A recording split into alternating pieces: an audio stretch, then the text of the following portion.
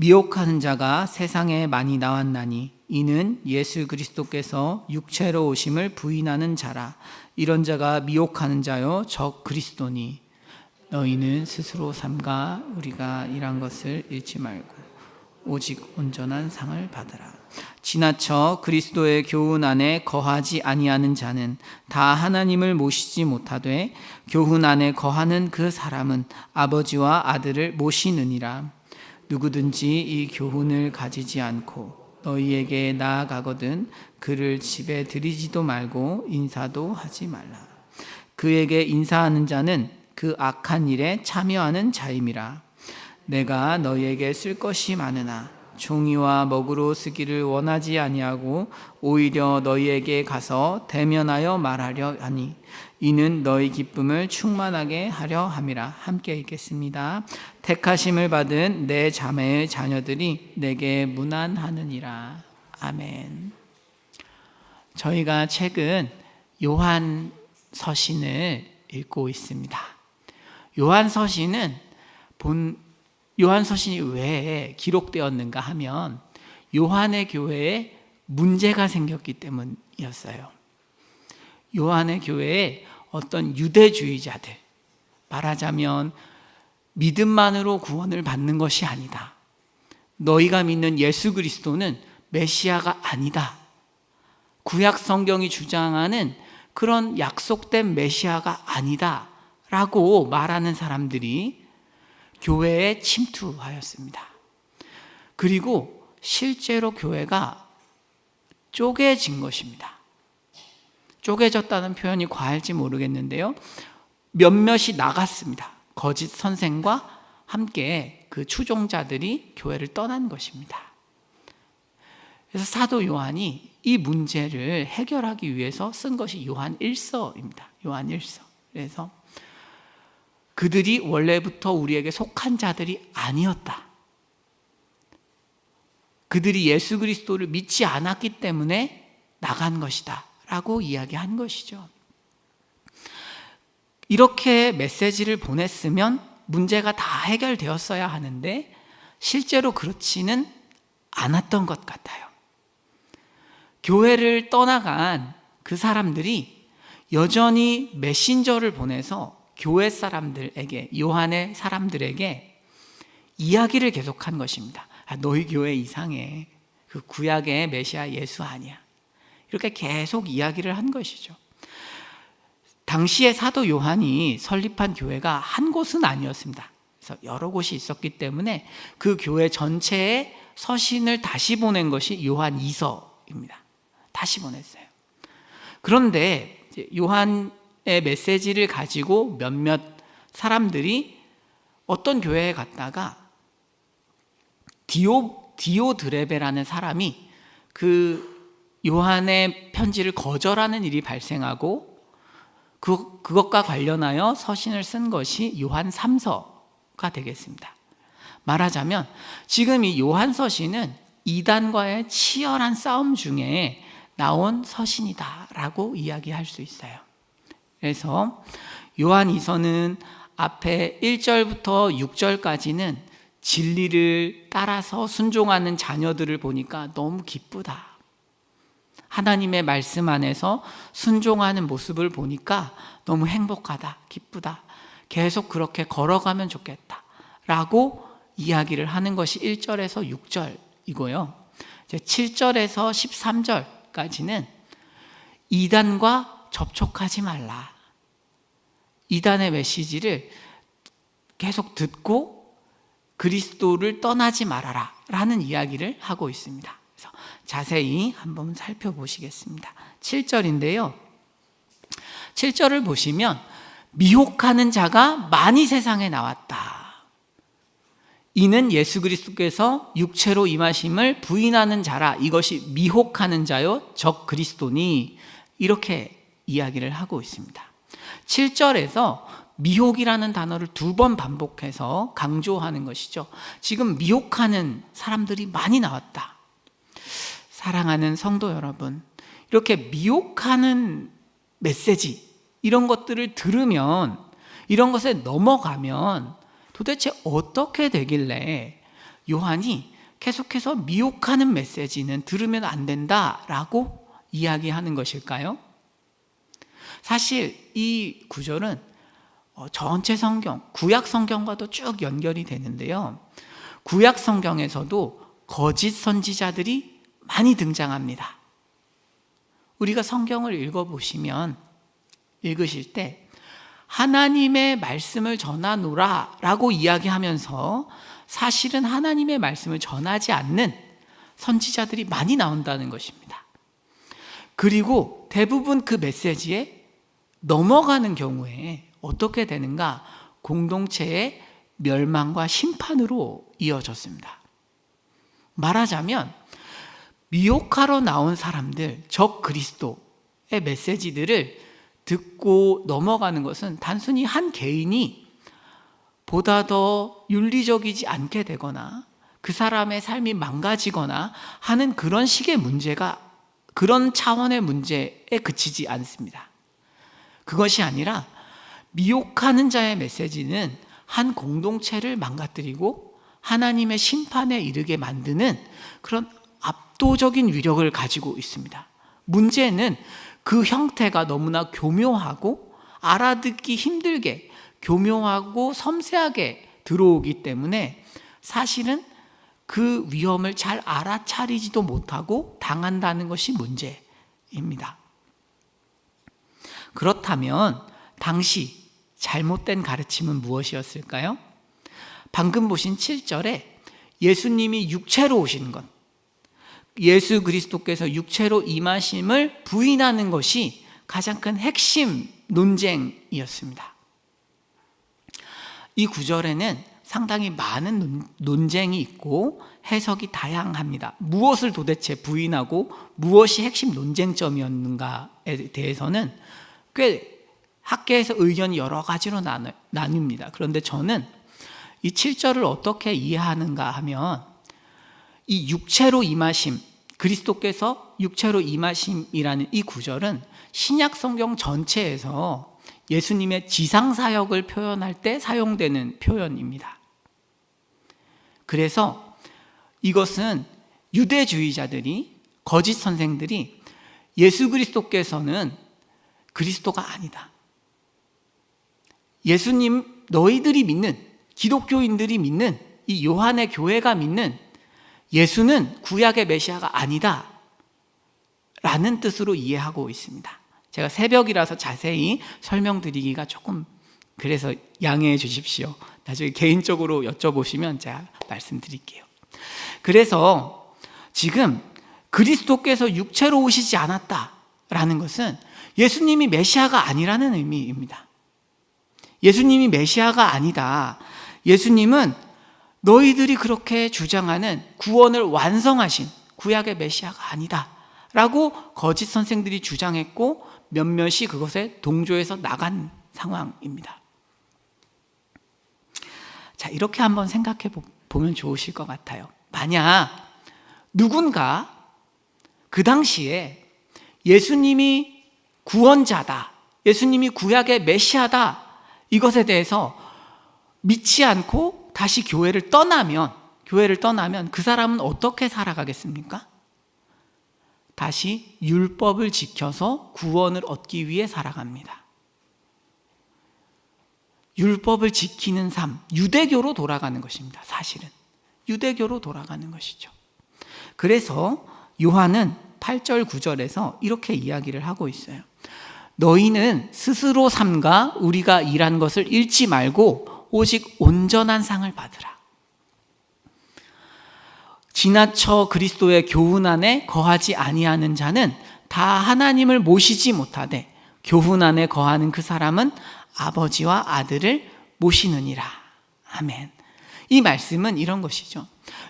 지금 그리스도께서 구약 성경이 증언하는 메시아가 아니다.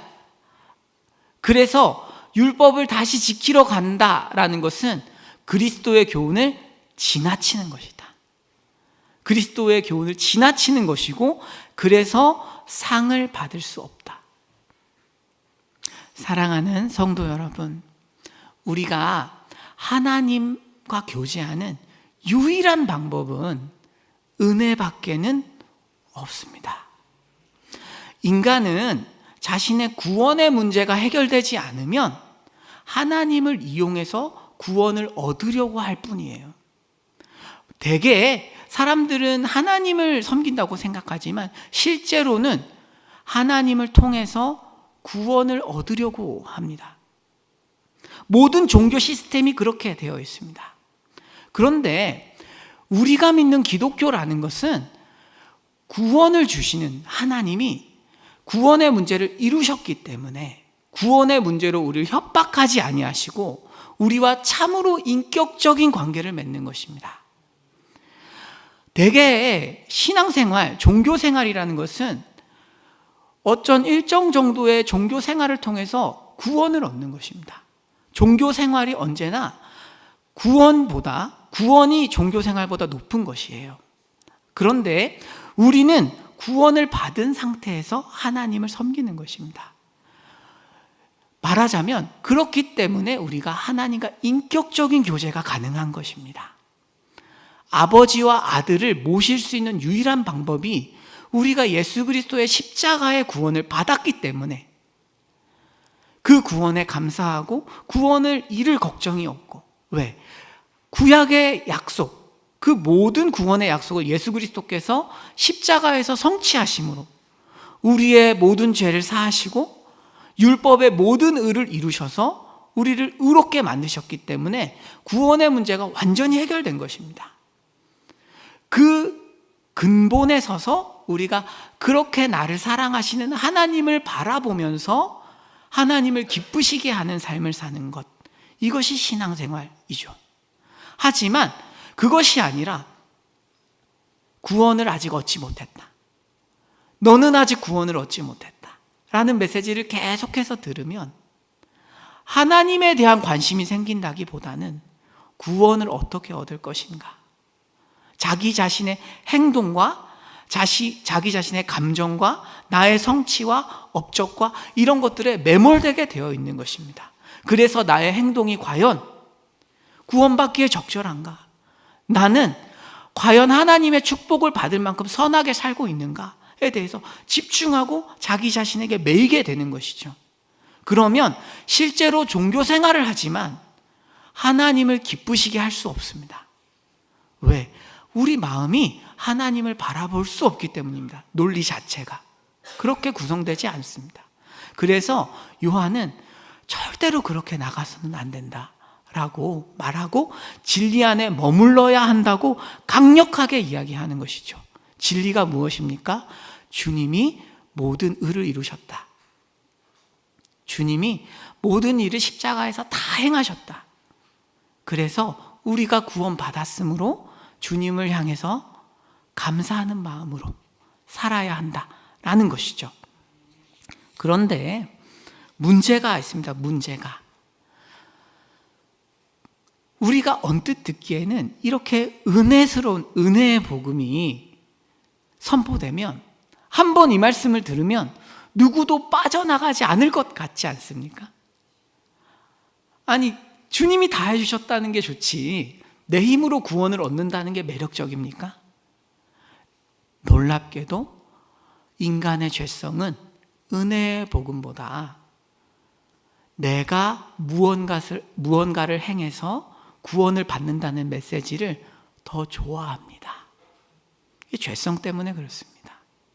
인간은 죄성이 있기 때문에 뭔가 자신이 영광받을 구석을 늘 찾기 마련입니다.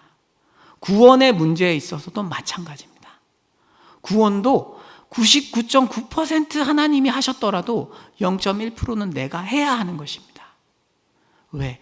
그래야 인간이 영광받을 수 있고 뭔가 의를 쌓을 수 있기 때문에. 이단이 존재하는 본질적인 이유는 수요가 있기 때문입니다. 수요가 있기 때문에 이단 메시지가 통하는 것입니다. 본질적으로 우리의 육신과 맞거든요. 이 율법주의적인 메시지가 우리의 어떤 그 정서, 어떤 우리의 죄성과 맞아떨어지는 부분이 있기 때문에 사람들이 그렇게 넘어가는 것이죠. 인간의 교만함이, 인간의 죄성이 하나님과의 교제, 은혜의 복음을 택하기보다는 계속해서 무언가 내가 행해서 무언가 더 내가 나아져서 구원을 얻는다는 메시지를 좋아하게 되어 있습니다. 그래서 사도 요한이 8절에서 삼가라 라고 얘기하는 것이죠. 스스로 삼가라. 그런 메시지 앞에서 삼가야 한다. 우리가 예수 그리스도께서 나를 위하여, 나를 대신하여 십자가에서 죽으시고 부활하셨다 라는 이 메시지, 이 단순한 진리 앞에서 이 진리를 묵상하고 머물러서 하나님께 반응한다는 것이 생각만큼 현실에서 쉽지 않습니다. 죄성도 있고 우리를 또한 흔들어대는 삶의 문제들도 있습니다. 삶의 힘겨운 문제들이 우리를 향해서 계속 도전하죠. 삶의 어려운 문제들, 난제들이 우리를 향해서 계속 도전합니다. 그럼에도 불구하고 예수께서 너를 사랑하실까? 그럼에도 불구하고 과연 이렇게 힘든 일들을 겪는데도 불구하고 이것을 지켜보는 하나님이 과연 당신을 사랑하십니까? 라는 메시지 앞에 끊임없이 노출되고 있습니다. 그래서 사도 요한이 늘 머물러라, 머물러라 라고 이야기하는 것입니다. 은혜를 지키기 위한 투쟁이 우리에게 있는 것이죠. 당시에 요한의 교회가 싸워야 했던 것은 순회 전도자들이었습니다. 한번 10절, 11절 보실까요? 10절, 11절. 누구든지 이 교훈을 가지지 않고 너희에게 나아가거든 그를 집에 들이지도 말고 인사도 하지 말라. 그에게 인사하는 자는 그 악한 일에 참여하는 자임이라. 아멘. 당시 유대주의자들은 순회 전도자를 보낸 것입니다. 그래서 계속 교회에 메시지를 보내는 거예요. 오늘날 저희도 물론 가끔 신천지 추수꾼들이 온다고 하잖아요. 그렇죠? 그러나 사실 오늘 제가 꼭 다루고 싶은 주제는 그런 것은 아니고 유튜브입니다. 유튜브. 사실 우리가 이제 유튜브 시대가 되면서 다양한 메시지들을 잘 많이 들을 수 있게 되었습니다. 이 하나님의 은혜인 것이 분명한데 그럼에도 불구하고 모든 메시지들이 성경을 이용해서 말한다고 해서 성경적인 것은 아닙니다. 저는 청년부를 담임하고 있습니다. 청년부를 맡고 있는데요. 제가 청년일 때 회심을 해서 청년부만 지금까지 맡고 있으니까 한 20년 청년부 생활을 한 것입니다. 그런데 제가 이렇게 옆에서 보면 청년들은 좋아하는 메신저가 딱 정해져 있어요. 강하게 회개를 촉구하고 말 잘하고 또 잘생기고 죄송하네요. 자, 그리고 하여튼 강한 메시지, 소위 말하는 강한 메시지를 굉장히 좋아합니다. 근데 저는 별로 좋아하지 않아요.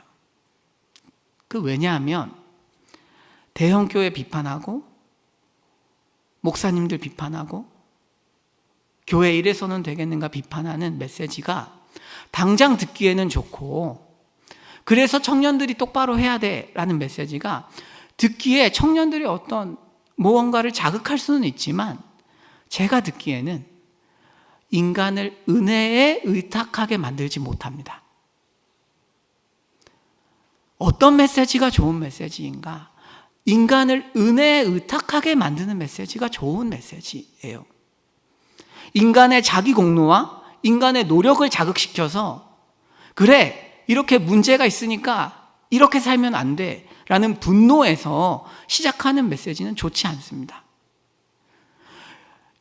그리스도의 제자는 절대 분노로 만들어지지 않습니다. 그리스도의 제자는 누군가를 비판하고 자기 의를 쌓아가는 식으로 만들어지지 않습니다. 그리스도의 제자는 하나님이 나를 얼마나 십자가에서 사랑하셨는가, 그리고 내가 존재 자체가 얼마나 죄인인가에서 시작합니다. 그래서 제가 성도님들께 어떤 걸 들어라 듣지 마라 말씀드리긴 조금 어렵고 들으실 때 팁을 좀 전달해 드리려고 해요. 뭐냐 하면 강단에서 설교 시간이 제한이 있고 가끔 깜빡하시는 분도 계셔서 때로는 간음하지 마십시오. 예를 들어서 간음하지 마십시오. 이렇게 말씀을 하고 그냥 내려가실 때도 있어요. 제가 그렇거든요. 제가 이렇게 툭 하고 새벽에는 이렇게 말씀을 드리고 내려가는데 설령 제가 그렇게 메시지를 전했더라도 간음하지 마만 들으시면 안 돼요. 예수님께서 간음한 여인을 용서하신 것처럼 우리를 용서하셨고 그 간음한 정도로 우리의 죄가 깊음에도 불구하고 그 대가를 지불하신 그 예수님, 그분이 우리를 너무나 사랑하셔서 십자가를 지셨기 때문에 간음하지 말아야겠다 라고 들으셔야 됩니다. 물론 저희 교회에선 그렇게 가르치지만 유튜브나 이런 다양한 것들에서는 제가 누가 어떻게 가르칠지를 제가 감히 장담 드릴 수가 없어서 들으실 때 꼭 그렇게 적용하실 때 그렇게 들으시면 좋겠습니다. 그래야 은혜를 지나치지 않고 자기의에 머무르지 않고 하나님과 교제하시면서 주님 주신 은혜를 누리면서 하루를 살아갈 수 있는 것입니다. 많이 보시는 분일수록 더 중요합니다. 많이 들으시는 분일수록. 마지막으로 12, 13절 보시고 마치겠습니다.